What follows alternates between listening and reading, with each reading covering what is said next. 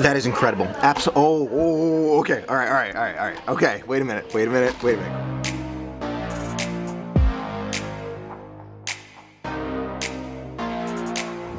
How are you? Good, and you? Well, thank you very much.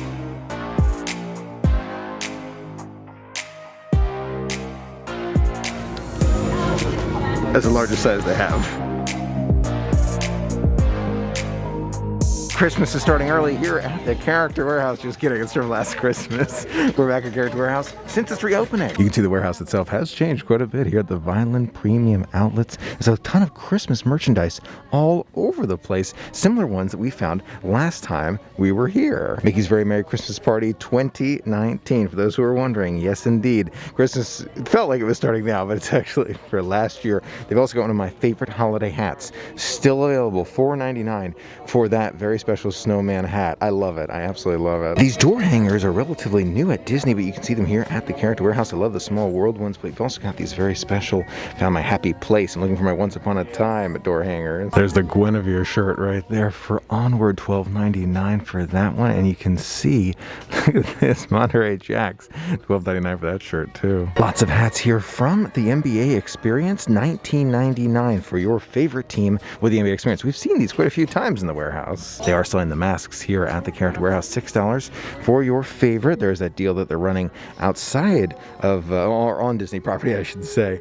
But you can get your masks here as well. Pandorian Glowing Algae, $19.99 for that very special Pandora lava lamp. Remember these outfits that we wore to the opening of Mickey and Minnie's Runaway Railway? They're still here.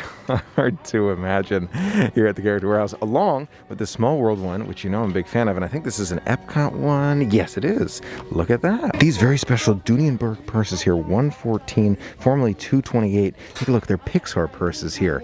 Very, very popular. Even in the time that I've been here, several of them made their way off the shelf. You know, when cruising starts again, I am so looking forward to some very special ones. There's a Magic of Europe bag for cruising and an Alaskan one. So many cruises to think about for the future. $4.99 for this Disney Plus shirt, but I only see the smalls. There's 3 smalls. I just need a medium. There's no medium. So many Disney assorted backpacks here, $9.99. These are great ones. I'm telling you, these could be like school bags or maybe even like cruise go bags. Think of them that way. Very interesting what they've done here. They've actually taken several of the phone cases out of their, cases that they're shown in the display case so that you can actually handle the case here and see what it would, feel like in your hand. That's very smart. I actually hadn't thought about doing that. There's like a little touch point where you can like touch the back of some, but these you can actually like get a hold of so you can feel what it would be like. One item that I have not found, but I found the sticker for, is the Mini Bow Loungefly bag, $19.99, usually $40. Look at that bag. I'm sure those are gone the moment it opened.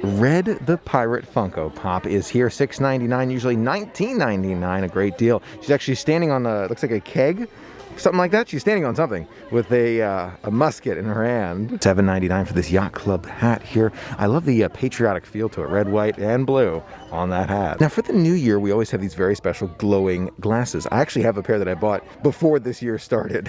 You can see 2020 glowing glasses there, 99 cents here. Plenty of them. There's even St. Patrick's Day merchandise as well. There's a Mickey. There's a whole shelf of Mickeys in that direction. It is so great to be back here at the Character Warehouse. A lot of great items. Several of them we have seen before. Biggest change is how you enter. I learned from a very kind cast member that this is the first day since opening that they haven't had to use the mobile check-in, but prior to today, they've had to use that check-in with your cell phone number to get in. That's how popular it's been. Just as I said that, it filled to capacity, and they are now taking numbers via that line right outside. So it goes to show, it does fill up pretty fast. And compared to how we've seen the Character Warehouse before, that's pretty empty. Thank you, Janet, appreciate it. It's a virtual queue, so people don't actually stand in line. You give your number right over here, and then they text you when they have availability. You show your number, and then you walk in there. They're taking it very seriously. Great to drop by the Character Warehouse, but now I want to make my way to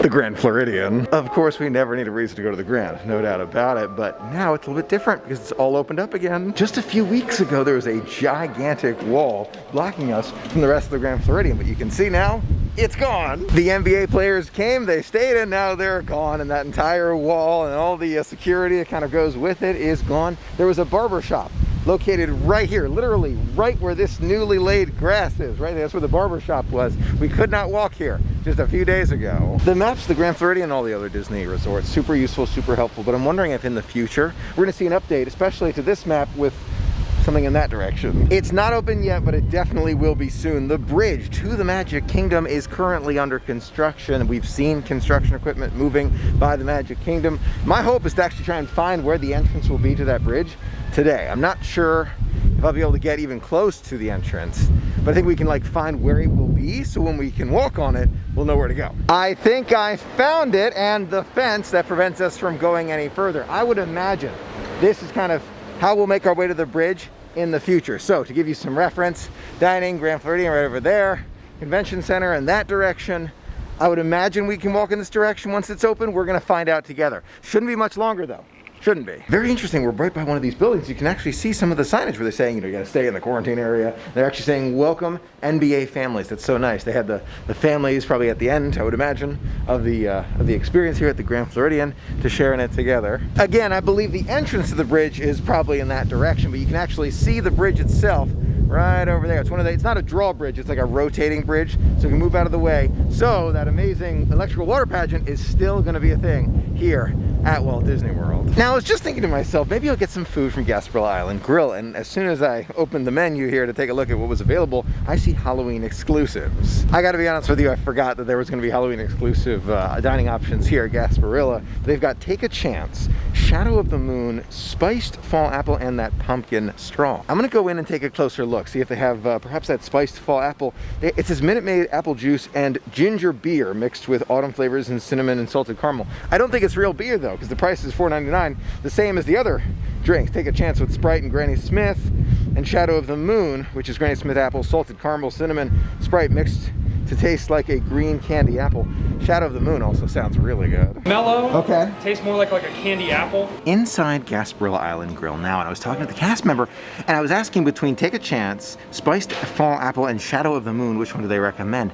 He recommended Shadow of the Moon. That's the one he said tasted a lot more like a treat. Like it was not as sweet. And I'm thinking to myself, I want more sweet, but he talked me into it. He said it really tastes like a Granny Smith apple. I'm like, all right, I'm trusting you. I want to try this now. So he said, all right, give it a try. Let me know what you think. It's Granny Smith apple, salted caramel, cinnamon, and Sprite mixed with to taste like a green candy apple. That sounds amazing. I'm also getting one of my all-time favorites, the hot Italian sandwich here from Gasparilla Island Grill. It's been too long. I love it. I just love it so much. Food has arrived. We got the hot Italian sandwich. You know I love it. We've had it before. Fantastic. But we've also got this very special Shadow of the Moon, which I am very, very excited to try. I was told it's one of the best Halloween drinks around. Cast member recommended it.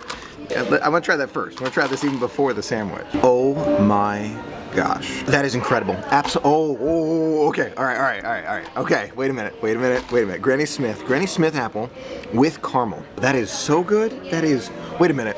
Where's my mask? I need my mask for this. That's awesome. Good?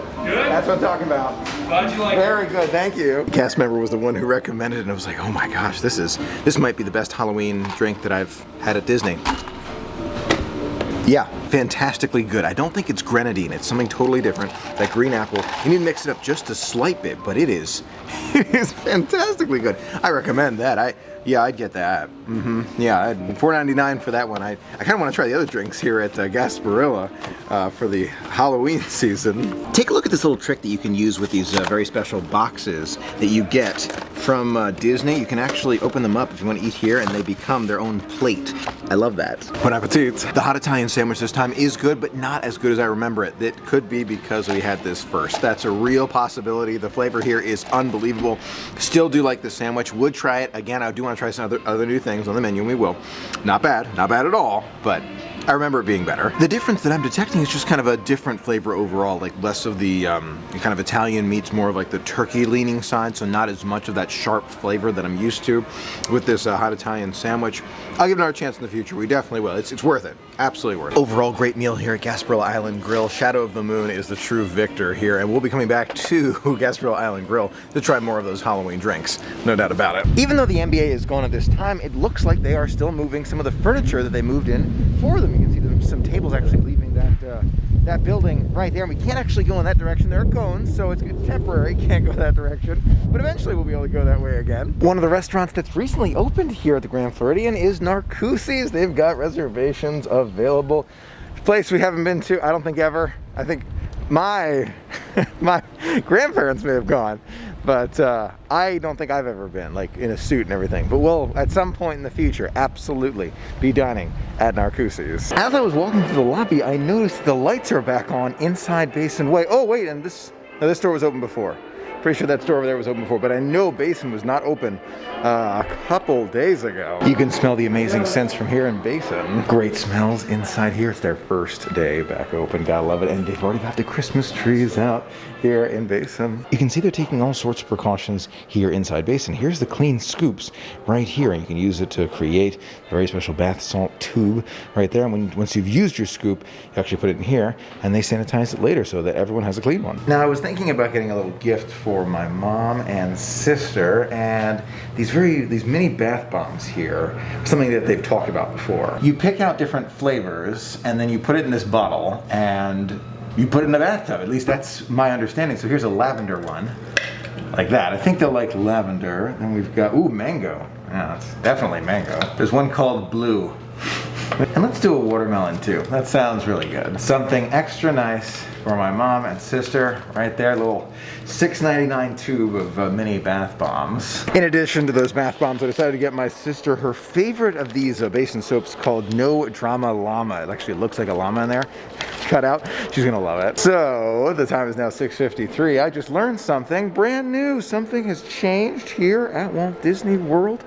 Instead of ending monorail service at 7 and then completing a final loop, apparently wherever the monorail end is at 7, it just stops. It's the end of the monorail. And the time is now 6:53.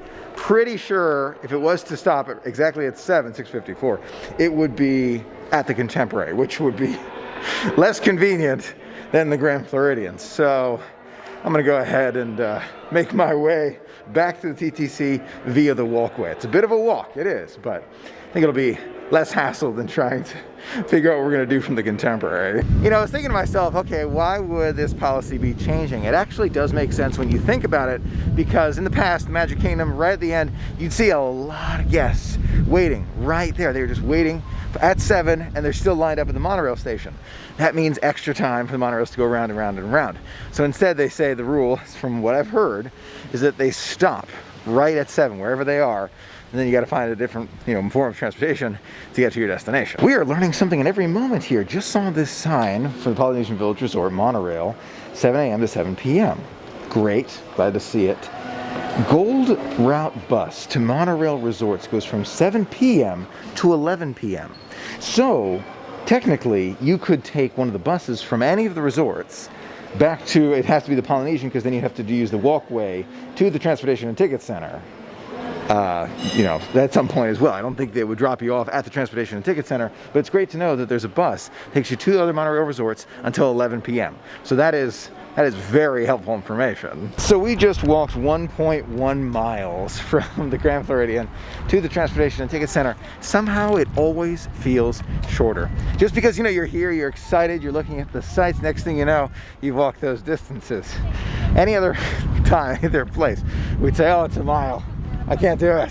But then you're here at Disney, and it's the magical walk. Thanks so much for being a part of the magic with me today. It was so much fun sharing it all with you. Until next time, have a magical day.